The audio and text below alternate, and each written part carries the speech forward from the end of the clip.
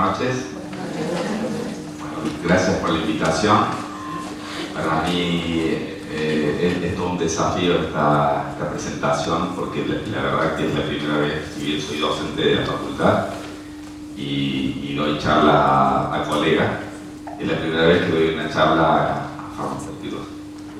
Por lo tanto, es un desafío tratar de adaptar el lenguaje y que ustedes puedan comprender todo lo que yo voy a comentar. Me gustaría que la presentación y este encuentro sea lo más interactivo posible, de modo tal que yo les voy a pedir, vamos a hacer una presentación que es muy rápida, para no aburrirlos, y me gustaría que si alguno, cuando estamos en la presentación, tiene alguna duda, quiere hacer alguna pregunta, interrumpa, levante la mano y entonces vamos avanzando en una forma más interactiva y más dialogada. Al final de la presentación vamos a dejar un espacio también para preguntas y para poder compartir experiencias, que me interesa mucho también conocer la opinión de ustedes respecto al tema que vamos a charlar hoy. El tema que me convoca es el de distensión abdominal. La distensión es el incremento objetivo del diámetro abdominal. Hinchazón, y esa es la palabra que utilizan los pacientes en el consultorio. Hinchazón, se me hincha la panza. Que es la sensación de plenitud abdominal acompañada por sensación de inflamación, incomodidad, molestia. Yo le digo disconfort. Y yo le digo, cuando estoy frente al paciente, charlando con el paciente, le pregunto, ¿vos te acordás todos los días que tenés la oreja? Y no. ¿Te acordás que tenés la panza? Sí, todo el tiempo. Entonces es la sensación consciente que algo está pasando, que mi panza no está bien. Acá muy probablemente alguno se siente identificado, porque es una sintomatología muy frecuente y la principal causa de consulta al gastroenterólogo. Este síntoma. Se me hincha la panza, como y me hincho. Aproximadamente el 50% tienen distensión y muchos sensación de retención de gases. Algunas características generales presentes en el 30% de la población adulta y más frecuentemente aún cuando hay síndrome de intestino irritable. Les vamos a charlar algo sobre lo que es el intestino irritable o colon irritable. El 50% de los que padecen hinchazón con distensión suele ser de hábito constipado, con hiposensorialidad visceral. Les voy a comentar algo sobre la sensorialidad, que es algo que está muy de moda hoy. Aquellos sin distensión, tendencia a la diarrea y a la hipersensibilidad. El síndrome de intestino irritable con constipación, la hinchazón comienza desde el inicio del día. Fíjense, esto es importante. Y en el síndrome de intestino irritable con predominio de diarrea, la hinchazón está más relacionada a las comidas. Ahí es una situación muy clásica, que es si el paciente, usted sabe que el intestino irritable, el colon irritable, tiene predominio de constipación, predominio de diarrea, y en algunos casos alternantes, pacientes que alternan diarrea y constipación. Pero fíjense las características que estoy mencionando. Las mujeres suelen referir más hinchazón, y de hecho eso se ve en la práctica diaria, de que son más las chicas que consultan que los varones, y sus síntomas suelen ser más severos.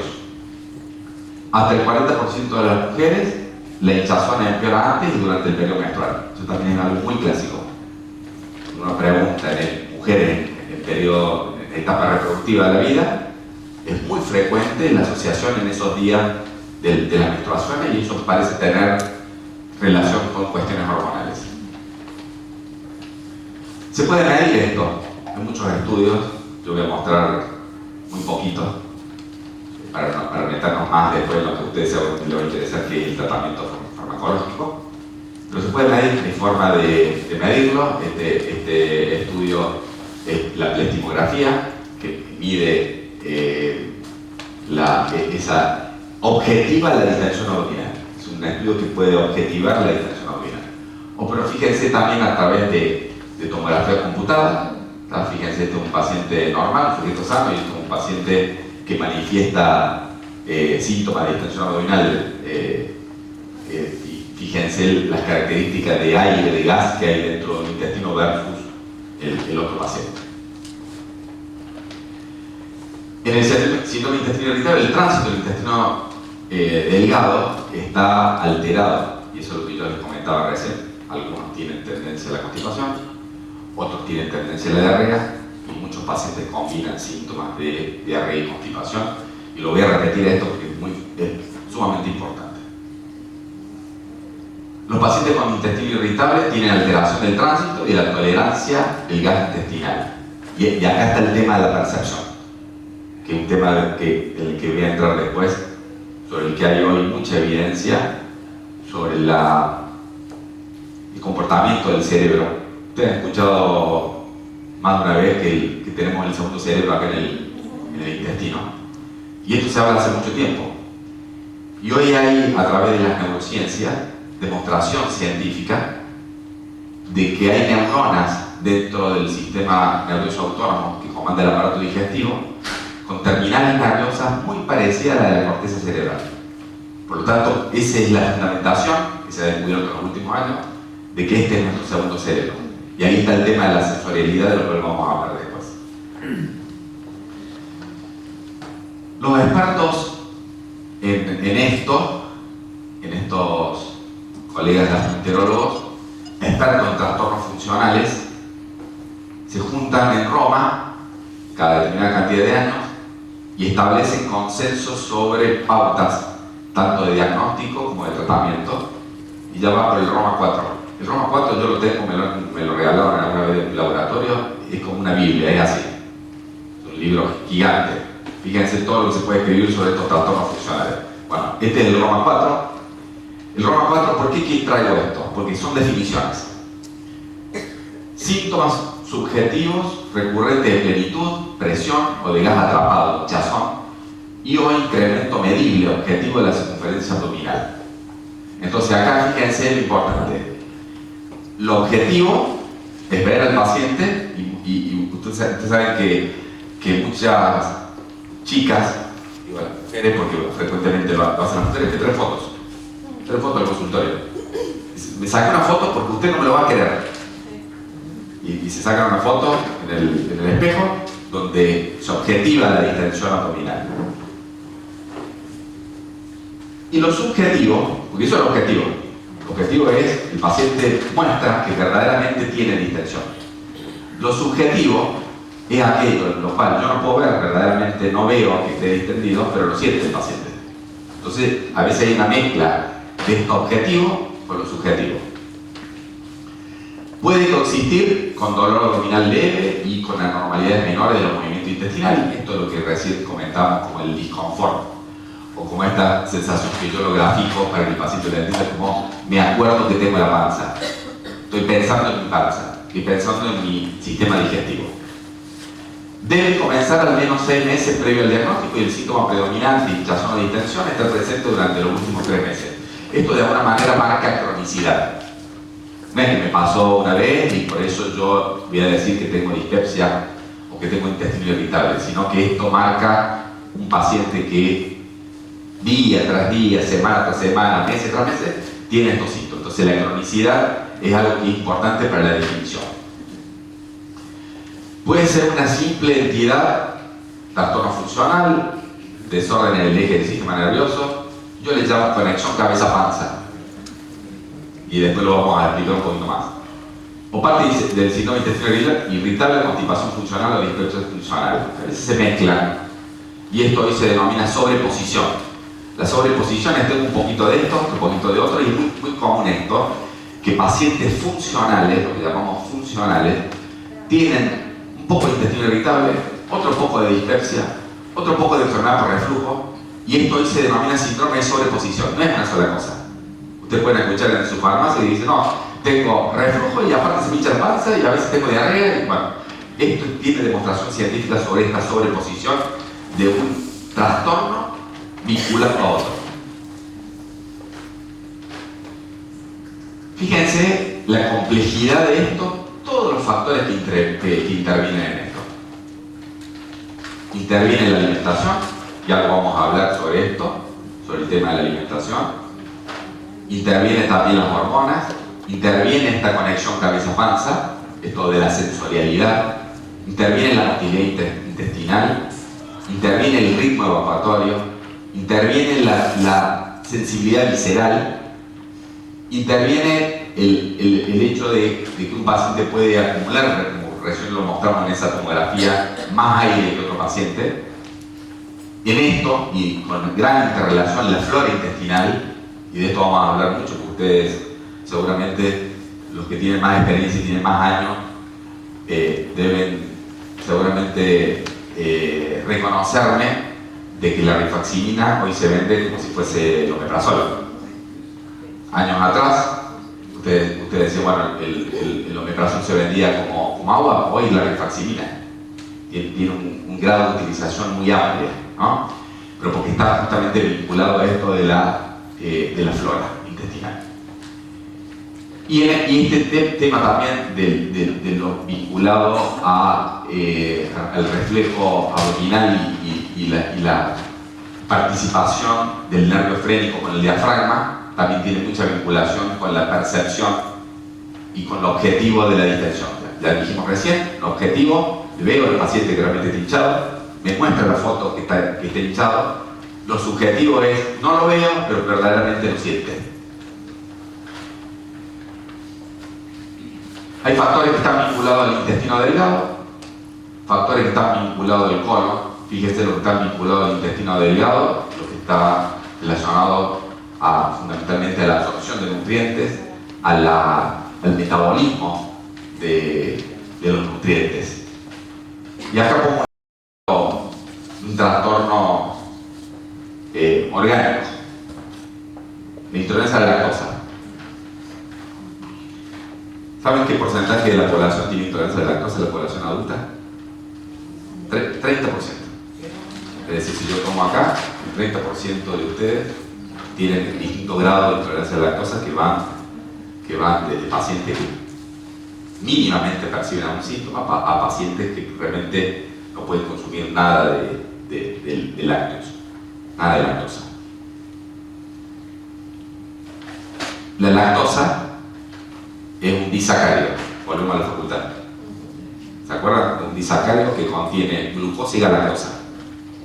La lactasa intestinal, que está en el epitelio intestinal, el intestino delgado, desdobla la molécula de lactosa, la rompe y separa la glucosa de la galactosa, y eso hace que se absorban en forma separada. Cuando no tengo lactasa intestinal, yo tengo un déficit, y recién decía, 30% de la población tiene déficit totales o parciales de lactasa intestinal, hay una incapacidad, hay menos pool de lactasa para poder desdoblar la lactosa. Por lo tanto, el paciente tiene síntomas, tiene hinchazón de la panza, diarrea, etc. ¿Ah? Entonces, fíjense, ahí hay un mecanismo vinculado al intestino delgado, y acá, fíjense, fructosa, galactosa, polioles, fructano, glucosa, lactosa. Vinculado al colon, fundamentalmente yo quiero descartar el rol de las bacterias intestinales. De esto que se ha denominado, nosotros le llamamos síndrome de sobrecrecimiento bacteriano, hoy está nombrado con el famoso SIBO. Viene mucha gente del consultorio del doctor, me dijeron que tengo SIBO. Bueno, y hay un montón de videos, hay un personaje, un gastroenterólogo que anda dando vueltas con videitos sobre el SIBO, etc. Bueno, es una realidad que existe desde siempre, la posibilidad de sobrecrecimiento bacteriano, y por otro lado también hoy hay mucho mito al respecto. Por eso me parece importante recalcarlo esto ahora. Yo recién les pregunté, ¿ustedes vieron de que la rifaximirina se vende como agua? Bueno, hay una sobreindicación también en la utilización de la rifaximirina.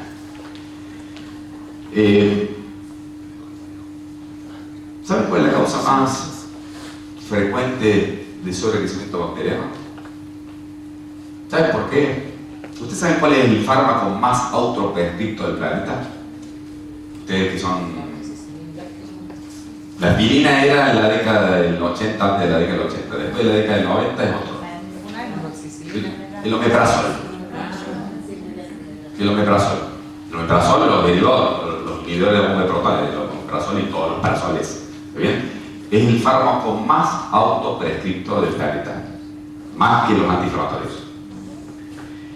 ¿Y cuál es el mecanismo por el cual se genera sobrecrecimiento bacteriano? El mecanismo es, nosotros tenemos ácido clorhídrico y tenemos un pH determinado en nuestro estómago que permite que nosotros, recién cuando usted se comieron las empanaditas, los sanguchitos, no están estériles, están contaminadas, tienen bacterias, tienen muchos gramos negativos. Eso, la principal barrera para matar esas bacterias es el ácido clorhídrico. Si nosotros le elevamos el pH gástrico, y dicho de otra forma, disminuimos las cantidades de secreción de ácido clorhídrico, el intestino nuestro se va a colonizar con bacterias. Y esa es la principal causa hoy de sobrecrecimiento bacteriano, la sobreutilización de los IBP.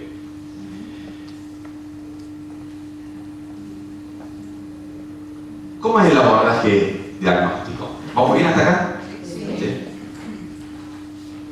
¿Cómo es el abordaje diagnóstico? Primero que nada, búsqueda de síntomas de alarma. Nosotros tenemos en trastornos digestivos dos tipos de problemas. Problema orgánico, un problema funcional. Paciente que tiene un trastorno orgánico y paciente que tiene un trastorno funcional. ¿Cómo podemos explicar cuándo es un trastorno funcional? Para que ustedes lo entiendan y cómo se lo explico al paciente, es aquel paciente que tiene todo sano, pero funciona mal. No tiene nada enfermo, pero funciona mal. ¿Quién es el que tiene un trastorno orgánico? El paciente que tiene intolerancia a la lactosa. Tiene un déficit de lactasa intestinal que hace que no se metabolice la lactosa que consume. ¿Qué otro trastorno orgánico existe? La enfermedad celíaca, por ejemplo. Es una causa también muy frecuente de distensión abdominal. Es el síntoma más frecuente de la celiaquía, el hinchazón de la panza, la distensión abdominal. Esos son trastornos orgánicos. ¿Cuál es el trastorno funcional? El trastorno funcional es el de la dispepsia, el del intestino irritable, el de la enfermedad por reflujo. La posibilidad de poder separar estas dos situaciones, de si tengo un paciente con un problema orgánico o un paciente con un problema funcional, es importantísima. ¿A ustedes les parece que la prescripción de un medicamento debería ser en forma permanente en un paciente con un trastorno funcional, teniendo en cuenta de que no tiene nada enfermo?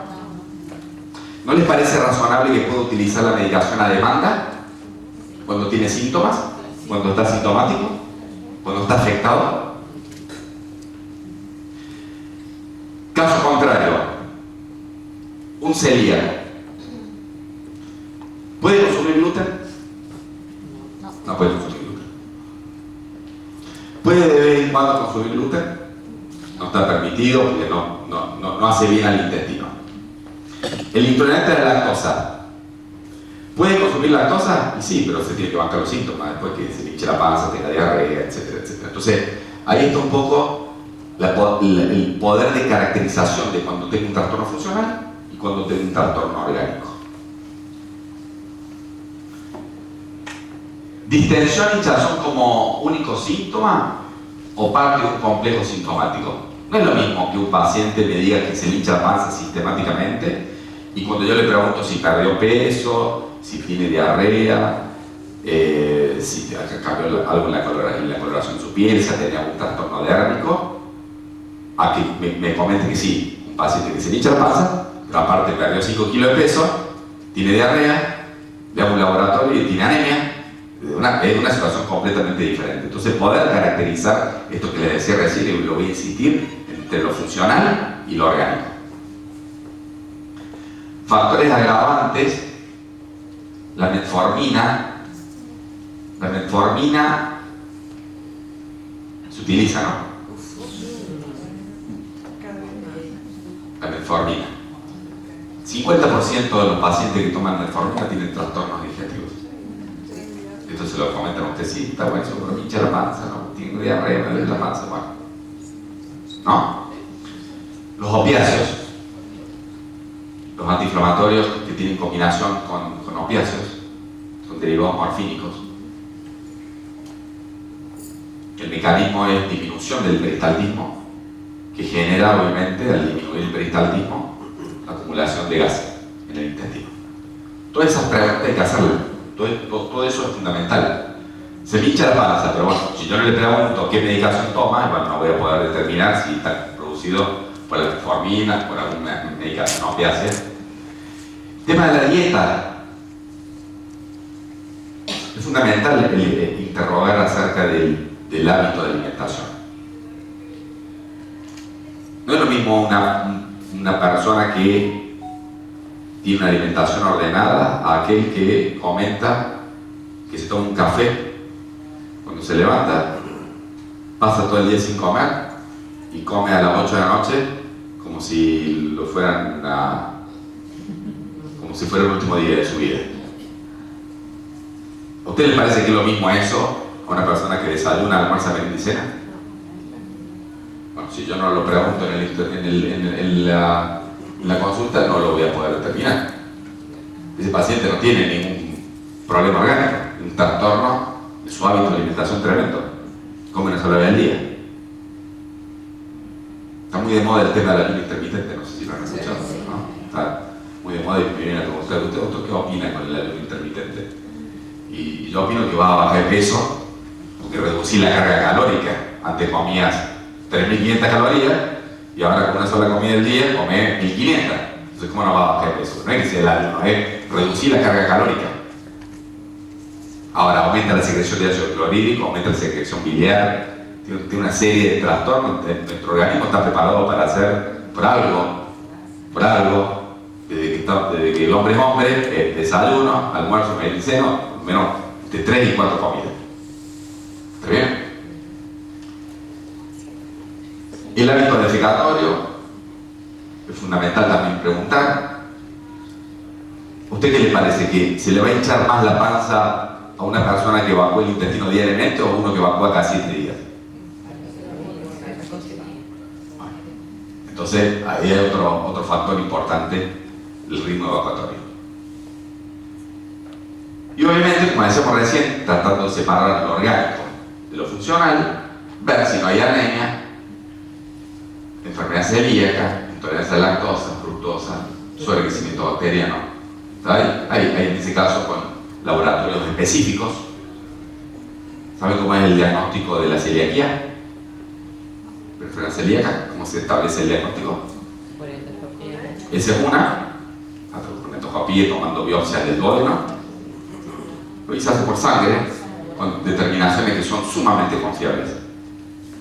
Unos anticuerpos que están elevados y que tienen un alto grado de confiabilidad. Bueno, si un paciente, yo sospecho que tiene enfermedad, viene el paciente y me dice que tiene su papá o su mamá o su hermano celíaco y tiene síntomas, bueno, tengo que pensar de que también está padeciendo la enfermedad y tengo que pedir los anticuerpos en sangre. ¿Ah?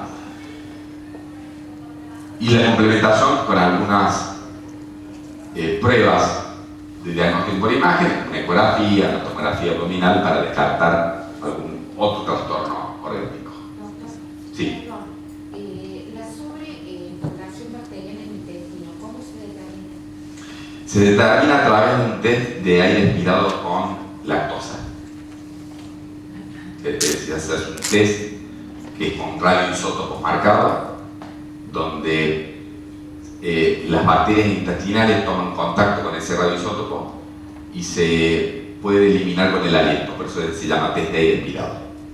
Esa es la forma más clásica. Hoy vienen test que lo hacen en sangre. Hay una bioquímica, un laboratorio aquí en Córdoba. Yo lo tengo en mi teléfono y la verdad que lo muestro porque realmente es espectacular, que hace determinación de intolerancia a alimentos y lo grafica como verde, amarillo y rojo de acuerdo a la intolerancia, pero es espectacular porque debe haber no menos de 50 alimentos y está el pepino, la remolacha, no sé, cosa inaudita que yo le pongo acá y no es alguien comió hace 30 años. Todas estas cosas generan confusión. Y entonces está buena la pregunta de cómo se determina esto, ¿no? Se determina a través de un test que está validado y está demostrado que es efectivo para esto. No cualquier cosa. No es decir, no, ¿cómo te hicieron el test? No, me pusieron unas cositas acá en la piel. ¿Y cómo determinaron que soy alérgico a la del Caucil? Digo, la del Caucil, porque te acuerdo que estaba la del Caucil también. Y que dio amarillo en lugar de verde. Bueno, todas estas cosas, hay mucho mito, hay mucho folclore al respecto. ¿Está? Esto es un algoritmo que permite un poco ver cómo manejar cada paciente. El paciente tiene distensión abdominal y tiene coordinación abdominofrénica, es decir, nosotros sospechamos de que hay algo a nivel de la pared abdominal. Se hace a través del diagnóstico, a través de un ataque dinámico de la tomografía. Si el inicio de los síntomas es antes de los 30 minutos después de comer, lo caracterizamos como dispersia funcional, una gastroparesia. Gastroparesia que el estómago se mueve poco, se vacía muy lentamente, el contenido gástrico se vacía muy lentamente, y entonces acá tenemos distintos métodos como la endoscopía, la determinación del Helicobacter pylori, la determinación de hormonas tiroidea, ver si no es diabético el paciente, test de vaciamiento gástrico. Si el inicio de los síntomas es después de los 30 minutos de comer, ahí podemos caracterizar como intestino irritable, sobrecrecimiento bacteriano, enfermedad celíaca o otras intolerancias alimentarias, y para eso está la determinación para enfermedad celíaca, la determinación de calprotectina, el tránsito del intestino delgado, etc. Y si el inicio de los síntomas es después de los 90 minutos de comer, vemos, la Bristol es una clasificación de las características de las deposiciones. Las características si son formes, si no son formes.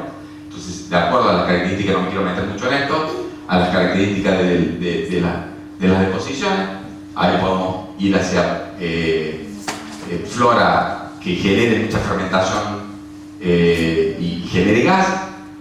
Podemos también tener el diagnóstico de tránsito lento. Obstrucción del tracto de salida es aquellos pacientes que tienen un buen tránsito, pero tienen algún problema a nivel pelviano, por el cual el clásico paciente que dice, yo siento que tengo todo ahí para sacarlo, no puedo, no me sale. Bueno, el paciente que tiene un trastorno se llama obstrucción del tracto de salida. Bueno, eso también está dentro de un trastorno orgánico que lo tenemos que poder diferenciar.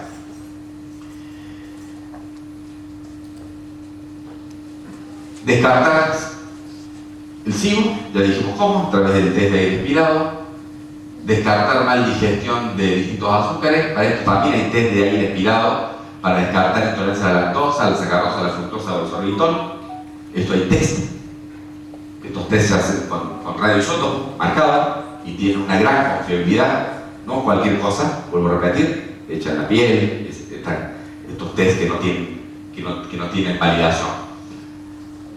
La constipación asociada es el gas intestinal provocado fundamentalmente por la fermentación bacteriana. ¿Preguntas hasta acá? ¿Cómo vamos? Bien, bueno, vamos al tratamiento que lo que a ustedes les interesa. Acá fíjense que tenemos 5 posibilidades. 5 posibilidades. Si el problema está orientado a la disbiosis y el sobrecrecimiento bacteriano, ya dijimos que tenemos forma de medirlo a través del test de aire expirado. El tratamiento es rifaximina. Se le puede agregar neomicina. En el caso particular mío yo no lo utilizo solamente rifaximina. Probióticos, y acá también hay una gran controversia, un gran mito. Tengo una cosa que he aprendido en los últimos años. Yo he detectado a veces pacientes que toman kefir. ¿Han escuchado el kefir? Levanta la mano quien ha tomado kefir alguna vez. Bueno, no, sin miedo porque no es ningún pecado, ¿eh? Bueno, gente que le pregunto en la primera entrevista, ¿a una medicación? No. Entonces no una medicación. Segunda, ¿no tomas ninguna medicación? No, ninguna medicación. Y a la tercera entrevista aparece, no, pero yo preparo el kefir ¿Y cuánto hace que preparo el kefir? No, hice como 2 años que preparo el kefir. ¿Y cuánto? Todos los días de mi vida. Bueno, hay un uso indiscriminado también de los probióticos. Los probióticos, está acertado la validez que tienen estos, yo lo voy a explicar de esta forma, es como de una manera, con la rifaximina, la neomicina, elimino las bacterias que están de más y con un probiótico pongo orden. Y hoy hay un montonazo. Yo utilizo, por ejemplo, el Bacillus clausi, que sale en la propaganda de la enterogermina. ¿Ah? Se vende también, me imagino, como pan caliente. ¿No? Se utiliza en la diarrea aguda, pero es muy útil en estas disbacteriosis donde el mecanismo es sobrecrecimiento de bacterias. La combinación de un antibiótico con un probiótico. Y acá tenemos muchas opciones: el Lactobacillus acidophilus, Bifidobacillus lactis. Bueno, hay un montón de ensayos y de posibilidades. ¿Qué quiero decir con esto? Del uso indiscriminado. El uso indiscriminado tanto de la rifaximina como el uso indiscriminado de los probióticos. Hay pacientes, inclusive por prescripción médica, que toman rifaximina todos los meses. Se compran una caja de 10 comprimidos de Rifavor, o de la marca, no quiero la marca que sea, y toman 5 días de rifaximina, y el mes siguiente vuelven a tomar la rifaximina. Con eso lo único que logro es generar de que las bacterias que tengo que matar ya no las va a matar. Lo mismo con la utilización de los probióticos. Eso que yo decía recién, lo ponía como poner orden. Deja de poner orden, porque el intestino se marea. Las bacterias intestinales entran en un desorden. Cuando queremos poner orden, entran en un desorden. Y el paciente muchas veces viene con síntomas por la indicación o la sobreprescripción o autoprescripción de todos estos medicamentos, tanto de los antibióticos como de los probióticos.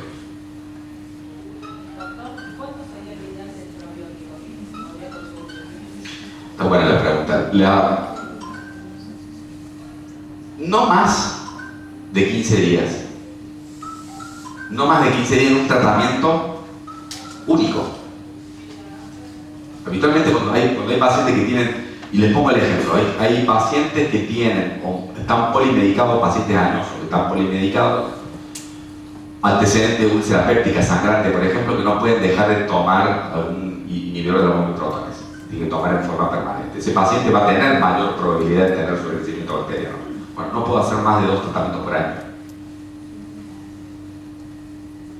Justamente por eso que explicaba recién. Porque selecciono bacterias, ya el antibiótico no hace efecto, y entonces está en un círculo vicioso. Entonces, pero yendo a la pregunta concreta, tratamiento de no más de 15 días. Si el tratamiento está orientado al tránsito lento y la eliminación de gases, acá podemos utilizar prokinéticos. Acá dentro de los prokinéticos hay muchísimos, está reportado el prucalopride, pero también tenemos itopride, tenemos el mosapride, hasta la domperidona tiene acción intestinal, tiene acción sobre el intestino delgado. Secretagogues, como la linaclotide, las sales biliares. Cuando el tratamiento está orientado a mal digestión, acá hay 2 opciones. La primera opción es la dieta restrictiva. Si yo tengo una mal digestión de lactosa, porque no tengo lactasa, lo primero que puedo hacer es restringir la lactosa. ¿Ustedes saben dónde está contenida la lactosa? En los lácteos, sí. ¿En qué lácteos? En mayor proporción en los descremados, creo que está. En los lácteos líquidos. Una rodaja de queso pategral no tiene lactosa. Los quesos blandos intermedios. Y yo siempre digo esto, para explicarlo. La lactosa se va desnaturalizando en el lácteo a medida que se solidifica. No tiene nada, tiene mucha lactosa la leche, el yogur, la crema, no tiene nada de lactosa un sardo, un queso duro. tiene intermedio un queso cremoso, un queso untable. También entonces, acá la restricción, y ahí tengo que probar. Paciente que quizás no puede consumir lácteos líquidos, pero queso crema, porque no tiene una intolerancia muy marcada, pero un queso untable o un queso cremoso lo puede consumir sin problema. Y hay pacientes que no pueden ni siquiera un queso cremoso. Entonces, la primera frente a la mala digestión es la restricción. Lo segundo es otorgar algo para justamente ese trastorno de mala digestión. Por ejemplo, las enzimas pancreáticas. Hay una medicación que se llama Creon, se vende poco, es muy caro, pero el Creon son enzimas pancreáticas en altas dosis. Se utiliza en pacientes que tienen pancreatitis crónica, enfermedad pancreática crónica, que genera una disminución de la secreción de enzimas pancreáticas. Entonces no la tengo endógenamente, lo aporto. Con la lactasa pasa lo mismo. Tengo poca lactasa intestinal, la aporto por fuera. Y un paciente que tiene intolerancia a la lactosa, globalmente restringe el lácteo líquido, pero cuando quiere tomar un helado, se toma la lactasa. 5 minutos antes de tomarse el helado, le toma la lactasa. Entonces yo puedo aportarle lo que endógenamente tiene deficitario a través de un aporte externo. Atenuar la percepción visceral. Con los antiespasmódicos, si yo tengo un paciente que tiene intestino irritable, donde el intestino está contraído, si lo doy un antiespasmódico, relaja el músculo liso del intestino y el paciente tiene mejoría. Las simeticonas, que reduce el gas intestinal. Los antidepresivos.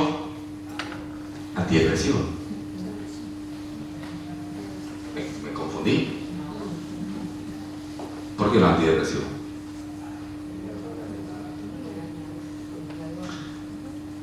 Recién le decía que había neuronas acá, muy parecidas a las neuronas de acá, ¿no?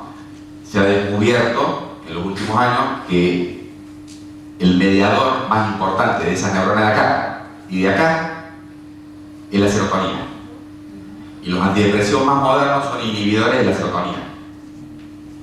Entonces, y esto hay que explicárselo muy bien al paciente. Cuando después de restricción de alimentación, de todos estos medicamentos, de probar y de probar y de probar, uno considera de que el problema está en esto que decíamos recién, para explicarlo fácil, conexión cabeza-panza, los antidepresivos cambian la vida de muchos pacientes. Hay mucha gente que lo reclama. Dice, ¿por qué no me lo viste antes de esto?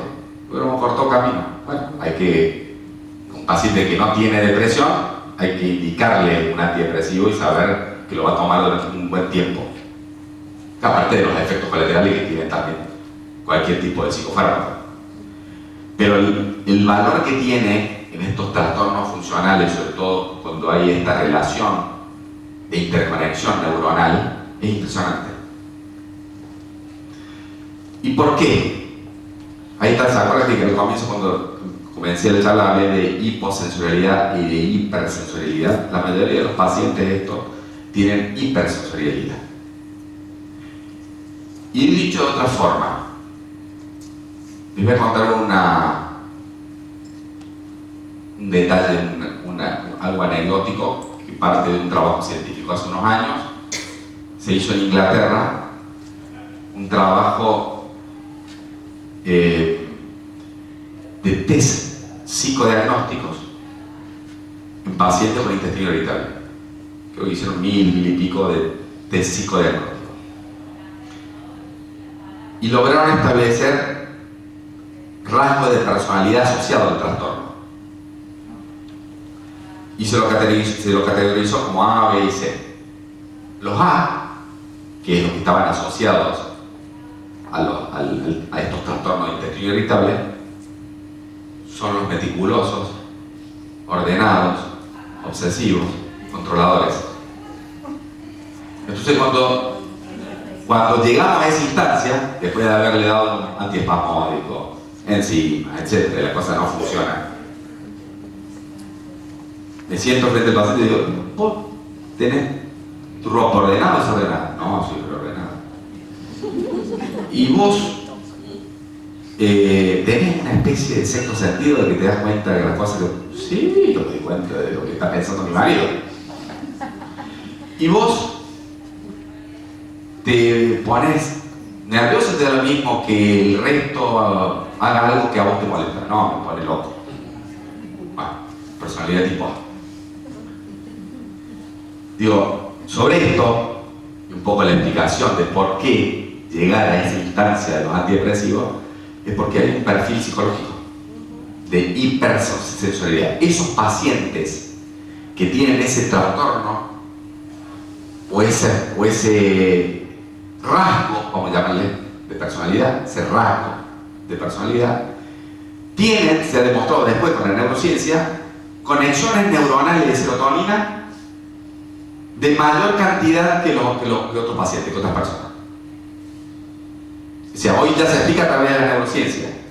Si pobre infeliz le tocó que tiene más conexiones de serotonina, por lo tanto, siente más, percibe más. Y ahí volvemos a lo del objetivo y lo subjetivo. Se le hincha panza, pero más es lo que lo siente, más es lo que lo angustia, más es lo que no lo deja vivir. Y ahí está la utilidad, por eso me detuve en el tema de los antidepresivos. Antidepresivos utilizados en dosis, y eso se lo explicamos muy bien a los pacientes. No te voy a tratar depresión, porque no soy depresivo. De hecho, estos rasgos de personalidad son la antítesis de la depresión. Entonces, te voy a dar algo que no es para tratar depresión, es para tratar sensorialidad. Es para hacer que tu cerebro sienta menos. Ustedes saben, es impresionante. Sertralina, paroxetina, amitriptilina. Entonces es muy útil en estos trastornos. ¿Y el desordenado qué personalidad era? ¿A, B o C? El desordenado va hasta la C. ¿Que vive feliz? El que vive feliz, exactamente. Qué tranquila. El que vive feliz. Pero ustedes saben de que medio llevó el chiste acá, seguramente hay alguien con ese perfil. Yo soy uno. Es muy frecuente. Y a veces está bueno sentarse e inspeccionar sobre esto. Y poder salir de la receta clásica de darle la rifaximina pensando que cuando la cosa está por otro lado. Y la experiencia mía, ya de varios años haciendo esto, soy joven, pero ya llevo más de 20 años haciendo gastroenterología. Yo siempre digo de que estos trastornos digestivos, cuando se destraba algo de la vida, de la familia, se terminó el problema de la panza. El último paciente que tengo así como muy marcado, un chico que lo veo hace muchos años, y lo veía 2 veces por mes, siempre angustiado. Pongo el caso de un varón para no poner a la chica siempre, ¿no? A pesar de que son más frecuentes las consultas de mujeres. Y dejó de venir, flaco, como 6 meses. Y apareció Diego, como a los 6 meses. Digo, ¿qué pasó? Me dice, bueno. ¿Qué pasó? Me separé. No habíamos hablado nunca, mira, habíamos hablado de todo, del fútbol, de esto, lo otro, del laburo, del costo de su funcionamiento con los medicamentos. No nos habíamos detenido nunca a hablar de su cuestión familiar, quizá nunca me la había manifestado, hasta que un día cayó así, pero en seco me la tiró, me dijo, ¿sabés qué me pasó? Me separé. ¿Y cómo está de panza? Bárbaro. Digo, no lo estoy alentando a que se separe, pero digo, esto que estaba comentando recién, de que cuando a veces se destraba algo, y les voy a comentar otro para que no vean que estoy promocionando el divorcio. Una señora de 60 y largos años, con su mamá muy enferma, muy demandante, la viejita, gracias a Dios, a los 25 años se murió. Y la mujer se le pasaron todos los síntomas digestivos. Digo, estoy comentando cosas de la vida, ¿está bien? Y así como puede ser esto, puede ser el trabajo, y puede ser el estrés laboral, y puede ser el estrés de la familia, y los chicos adolescentes, y cuántas cosas, ¿no? que están dando vuelta. Pero digo, esto, quiero ponerle mucho énfasis en esto, de esto que yo les comentaba recién, con esto voy terminando, esto que es orgánico y esto que es funcional. Entonces, pongo todo el esfuerzo en ver lo orgánico, para no comerme nada, para que no pase desapercibido nada, pero me tengo que centrar en esto que ocupa el 90%, donde están todas estas cosas de la vida, fundamentalmente, ¿no?